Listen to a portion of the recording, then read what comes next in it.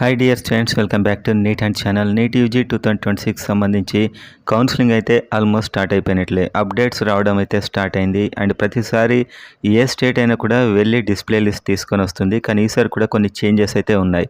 And important documents కూడా release అయ్యాయి. ఏవి పెట్టాలి అంటే కౌన్సిలింగ్లో ఏవి మనం తీసుకోవాలని చెప్పి ఆంధ్రప్రదేశ్ అయితే తన అఫిషియల్ వెబ్సైట్లో రిలీజ్ చేసింది. ప్రతి ఒక్కటి చూసే ముందు వీడియోని లైక్ చేయండి.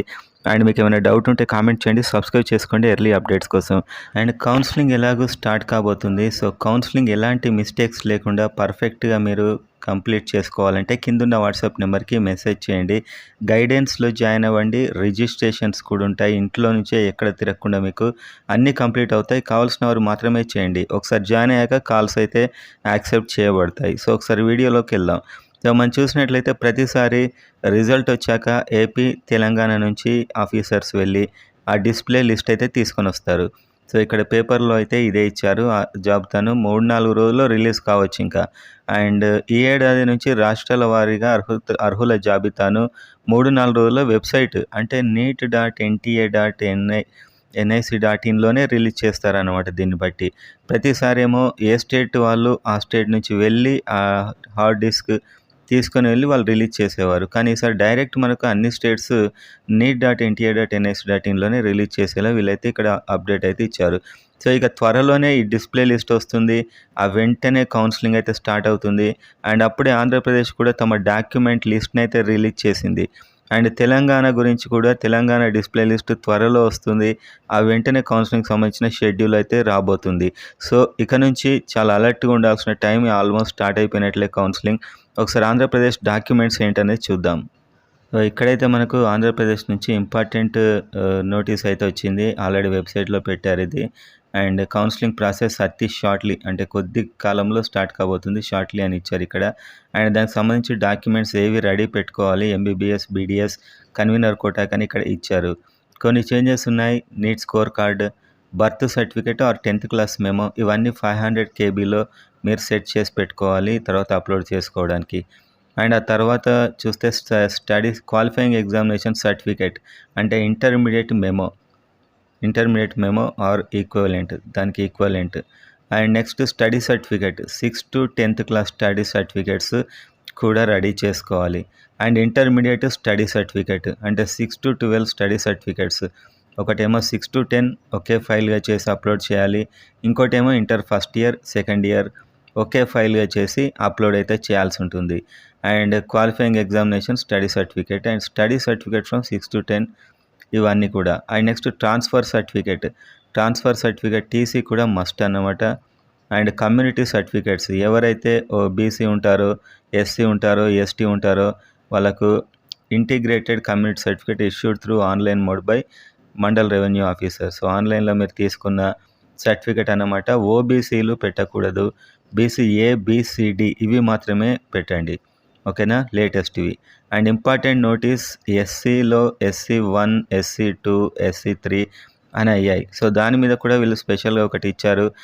Sub caste certificate specifically issued with sub group SC Group 1, SC Group 2, SC Group 3 అని రిలీజ్ చేసిన సర్టిఫికేట్స్ మాత్రమే పెట్టాలని చెప్పి అవే యాక్సెప్ట్ చేస్తామని చెప్పారు. సో లాస్ట్ టైం SCతో చేసి సబ్ క్యాస్ట్ ఎంటర్ చేసినా నడిచింది. కానీ సార్ SC1, SC2, SC3 ఆ విధంగా అయితే తీసుకోవాలని చెప్పారు. అండ్ వీల్ ఓన్లీ యాక్సెప్టెడ్, అవి మాత్రమే యాక్సెప్ట్ చేయబడతాయి.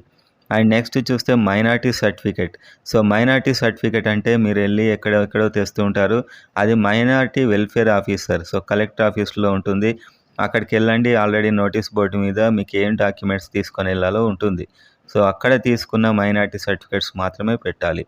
And income and assets and ఇది EWS సర్టిఫికేట్ మాత్రమే. ఇది ఓన్లీ SC, ST, BC లేని వాళ్ళ కోసం మాత్రమే.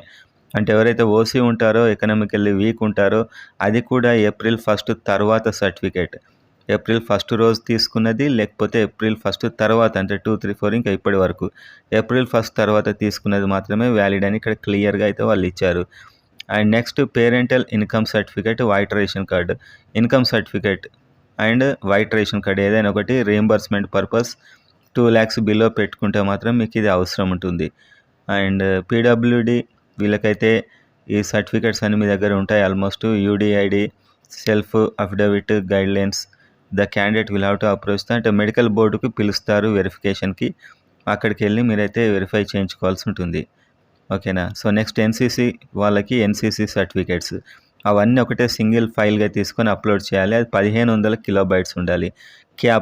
క్యాప్ కూడా చిల్డ్రన్ ఆఫ్ ఆర్మ్డ్ పర్సనల్ కూడా రిటైర్డ్ వాళ్ళకు ఉంటుంది, యాక్టివ్ సర్వీస్ మెన్‌కి కూడా ఉంటుంది. రిటైర్డ్ వాళ్ళకి ఏం కావాలని కూడా ఇచ్చారు. చిల్డ్రన్ ఆఫ్ ఆర్మ్డ్ పర్సనల్‌కి సంబంధించిన certificate, discharge book, ex service men identity card.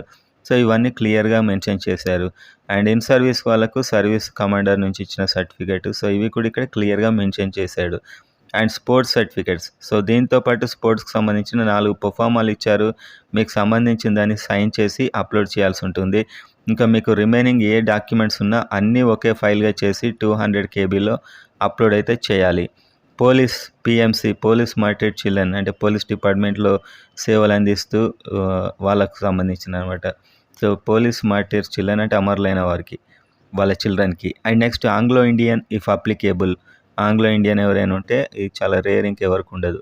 Bharat scouts and guides certificate. So దీనికి కూడా రిజర్వేషన్ ఉంటుంది అది. అండ్ నాన్ లోకల్ ఎవరైతే ఉంటారో 15% వాళ్ళైతే minimum 10 years study certificate.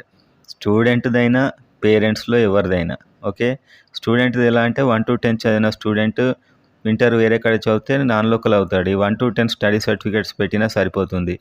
Are పేరెంట్స్‌లో ఎవరిదైనా 1-10 స్టడీ సర్టిఫికేట్ ఆర్ 10 ఇయర్స్ ఓవరాల్‌గా 10 ఇయర్స్ స్టడీ సర్టిఫికేట్స్ పెడితే సరిపోతుంది. లేకపోతే 10 ఇయర్స్ రెసిడెన్స్ ప్రూఫ్ పేరెంట్స్‌లో ఎవరిదైనా ఒకరిది. 10 ఇయర్స్ రెసిడెన్స్ ప్రూఫ్ ఇది కూడా ప్రొఫార్మా ఉంటుంది. దీని మీద తహసీల్దార్ సైన్ చేస్తే సరిపోతుంది. అండ్ కరెంట్ ఎంప్లాయ్మెంట్ సర్టిఫికేట్ అంటే ఎవరైతే ఆంధ్రప్రదేశ్లో వర్క్ చేస్తున్నారో వాళ్ళకి సంబంధించి. అండ్ ఇంకోటి ఆధార్ కార్డు. అండ్ లోకల్ ఎవరైతే తెలంగాణ నుంచి మైగ్రేట్ అయ్యి వెళ్ళారో వీళ్ళకు ఆ జీవో నెంబర్ ప్రకారం ఇస్తారు. సో జీఓఎంఎస్ నెంబర్ దీని ప్రకారం తెలంగాణ నుంచి వాళ్ళు జాబ్ వల్ల మైగ్రేట్ అయిన వాళ్ళ కోసం మాత్రమే. అండ్ ఇంకో certificate candidates latest photo and specimen signature. Okay. ఇవి చాలా ఈజీ. ఇంకా మీకు లేటెస్ట్ ఫోటో ఎన్టీఏలో నీట్ అప్పుడు పెట్టినది కాదు, ఇప్పుడు కూడా పెట్టుకోవచ్చు. అదైనా పెట్టవచ్చు, ఇప్పుడైనా ఫ్రెష్‌ది అయినా కూడా మీరు పెట్టవచ్చు. ఓకేనా. ఫ్రెష్‌ది పెడితే బెటర్. ఇప్పుడు మీరు ఒకటి దిగి అలాంటి ఒక ఫోటో పెడితే చాలా బాగుంటుంది. అండ్ నెక్స్ట్ స్పెసిమెన్ సిగ్నేచర్ ఒక సైన్ మీరు చేసి దాన్ని కూడా అప్లోడ్ చేయాల్సి ఉంటుంది. ఇవైతే లేటెస్ట్ సర్టిఫికేట్స్. సో ఇంకా కౌన్సిలింగ్ స్టార్ట్ అయిపోయినట్లే ఆల్మోస్ట్.